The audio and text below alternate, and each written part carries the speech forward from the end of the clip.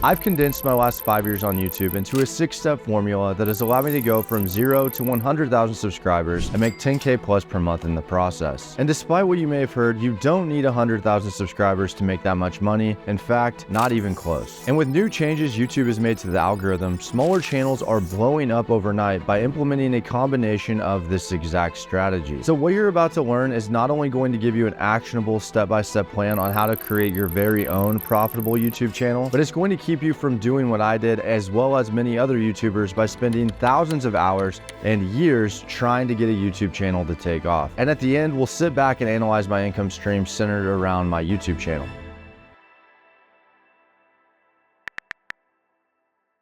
Now, the 6-step formula for running a successful YouTube channel can be boiled down into 3 key points. Get people to click on your video, get people to watch the video, and then get people to come back. Do this and you can take any average paying profession like a dog groomer or mechanic and turn it into something that will make you millions of dollars. But in order to get people to click on something, you need to make sure that it's actually something that they want to click on. And that takes us to step 1, market research. Now, this is the most important part of the entire formula, because you could execute on the remaining 5 steps perfectly, but if you're making videos centered around something that no one cares about, then they're not going to click on your video to begin with, and you're going to go down the same road I went down when I first started YouTube, where about the first 3 years, I was just making videos hoping that one would take off. First, we're going to head over to the only tool I use to run my YouTube channel, vidIQ. And vidIQ is a desktop version and a Chrome extension, and we are going to use both. Now, the first method of research I call channel sniping. Now, let's say you want to start a channel around one of your passions, such as cooking. Well, there are a million things you could cook, but let's see what some of the top chefs are cooking here on YouTube. After installing the extension and typing in healthy recipes into YouTube, right away with vidIQ, we can start finding bigger channels that are popping up with these particular keywords. So after clicking on a channel, hidden in the top right corner, vidIQ has a tiny button that says click on trending videos, and this is where the magic happens. Immediately, it shows us out of her almost 200 videos which ones are currently getting views, and it will sort them from highest to lowest. Now, usually I ignore some of the more recent videos because those videos will usually get views within the first week or two, but I'm looking for older videos that are still getting views. And in this particular example, there's a video that's over 7 months old, has almost 1 million views, and it's still getting 100 views per hour on inflammatory recipes. So immediately I'm writing down inflammatory recipes as a great video topic. Now, this is one of my favorite research methods to see what's trending on YouTube. But before you get too comfortable and unpack all of your things, there's one more research method that we're going to use: finding high volume keywords. Now, we're still going to be using vidIQ this time, but it's going to be inside of the desktop version. So inside of vidIQ on the keyword tab, we're going to type in healthy recipes. And the goal here is to find something that has a high search volume but lower competition, and that way we can find something that people are looking for, but we can actually have a good chance of standing out from all of the other videos that people are making. And when looking at some other video ideas from this keyword, we find healthy pasta recipes. And when making a video, I like to use a combination of both of these methods to where I have about 10 to 15 video ideas to pull from. And to get started using this tool, it's only $1 the first month if you use my link down below. And if you're enjoying this video so far, I'd love it if you'd hit the like button because it really helps it out. Now that we have a nice list of videos to make, we can move on to step 2, the packaging. I'm not sure if you heard this growing up a lot, but I know I did. It's not what you say, it's how you say it. And YouTube is the same way. You could have the best information on YouTube, but if you don't know how to package it properly, it doesn't matter. How you package what you say is everything here on YouTube, and it's something that I extremely underestimated my first 3 to 4 years here on the platform, and that comes down to your title and thumbnail. Now, if we were to make this cooking video, not only are we going to have to compete for clicks across other cooking channels, but we would have to eventually compete against all other types of videos being made. And this is why we need a title and thumbnail that intrigue people to click on it. Now, there's hours of content on making titles and thumbnails, but there's 3 key things that I try to do for each one that I make. The biggest one is creating a sense of intrigue. So I want to pose a question to you guys whenever I make a video. For example, if you check out Mr. Beast, he made a video titled Ages 1 through 100 Fight. And the first thing I thought when I saw this was, how is a 1-year-old and a 100-year-old even going to fight, let alone fight other people? Number 2 is I try and make my titles and thumbnails jump out. So for example, on thumbnails, I like to use contrasting and very bright colors. And when it comes to titles, I like to use a thesaurus to try and find some unique words that people may not be using inside of their titles already. And lastly, and this may be the most important part, is just paying attention to what you're actually clicking on. That's what I started doing, is I started analyzing what am I actually clicking on and why. And I have an entire folder. When I see a cool thumbnail, I'll put it inside of this thumbnail inspiration folder that I can go to see different colors and strategies that top YouTubers are using in completely different niches that they have millions of subscribers. Now, up to this point, I would have spent an hour into the research and an hour into the titles and thumbnails. But have you noticed we haven't even gotten to the filming the video yet? Abraham Lincoln said, give me 6 hours to cut down a tree and I'll spend the first 4 sharpening the axe. And that's what we've been doing up to this point. We've been sharpening that axe. But now it's time for phase 3, which is to cut down that tree, or I guess write and film the video, however you want to cut it. So I take my video topic and I'll look at other videos that have been made in this niche, and I'll start writing down some notes of the top videos that were made. And my goal here is to see, okay, what can I improve on that these videos did not talk about? And the second thing is I answer, how can I add my own personality or twist into this video as well? So this is something I didn't do for the longest time, but whether you're treating YouTube as a part-time thing or a full-time thing, when creating a new product or service, you need to find ways that you can stand out. Let's say I were to open up a barbershop on a street of a bunch of other barbers, because clearly I know a thing or two about hair, if you couldn't tell. Well, if I was offering the same haircuts as all of these other barbers, well, I probably wouldn't get as much business. But if I found a way to stand out and I started offering deluxe beard cuts or something unique in the market that these other barbers weren't doing, I would probably succeed or have a higher likelihood of success. And I think there's 4 main ways of increasing value on a YouTube video. The first is the timeliness of your video. Can you beat other people out with the information at hand? This is something I'm not very good at myself, but there are a lot of YouTubers who have grown channels into the millions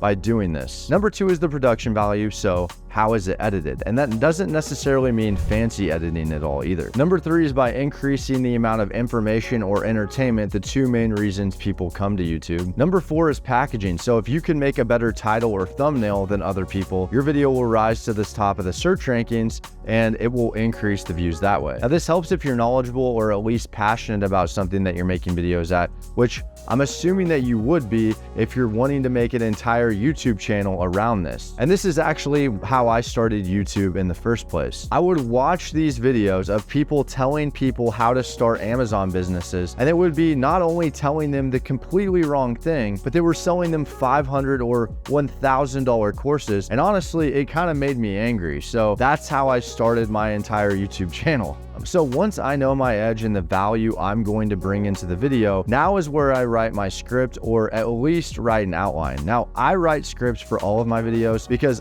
I'll just go off on tangents, and I'm usually talking about pretty informationally dense topics. And I want to make sure that you, the viewer, or anyone else understands what it is that I'm talking about. But regardless of whether you're writing a script or an outline, the most important part is having a good intro. So if I take an hour to write a script, I'll spend 20 to 30 minutes on just the intro itself. And with my intro, I'm trying to answer a few things. Is what is the video about? The second thing is, why should someone listen to you? So establish some sense of authority. If I were to make a video on how to hit 1 million subscribers, you wouldn't listen to me because I don't have 1 million subscribers, but I have 100,000 subscribers, so I know what I'm doing from up to that point. And the third and most important is, what can you expect from this video? I think the most annoying thing for me as someone who consumes YouTube is clicking on a video that has a title and thumbnail, and the first minute, I don't know what it is that I'm going to get out of this video, and then usually I just click off. And I go more into depth on this inside of my YouTube course. I have a private group right now where I'm running a promotion where it's just $1 to start, but now it's on to editing. Now, this is something that I've actually outsourced from the very beginning. So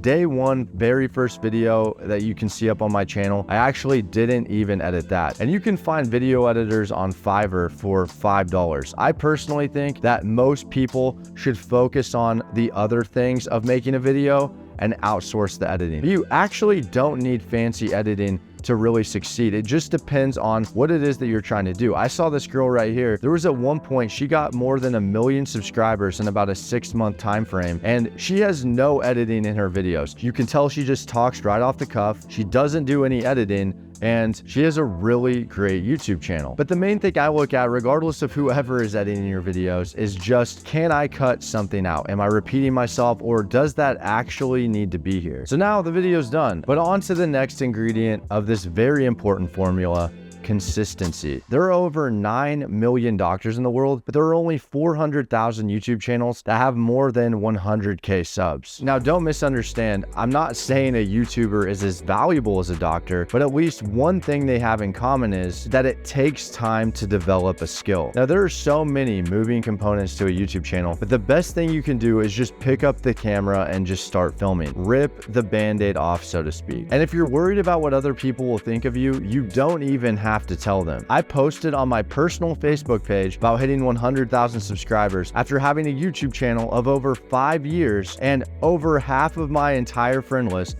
probably more than that, didn't even know I made videos on YouTube. Now, all of this being said, once you actually develop the skills to start making videos, you know how to talk to a camera, you know how to do proper keywords, titles, and thumbnails. I do think quality beats quantity, and YouTube has ran studies on channels that post consistently every week, and there's no direct correlation to growth between channels that post regularly versus others that post sporadically. So quality beats quantity. However, to a certain degree, there is a line there. But once you start posting consistently comes the part that I neglected for so long, and that's just looking at the data and figuring out, how can I get better? I used to get so stressed when looking at YouTube analytics, and I didn't want to look at them, but now it's probably one of my favorite parts. And every video, I write down 3 things that I can improve upon. Did people click on the video enough? Where were people dropping off at? Did I go on this certain point too long? What were people saying in the comments? And doing this is how you can go from this right here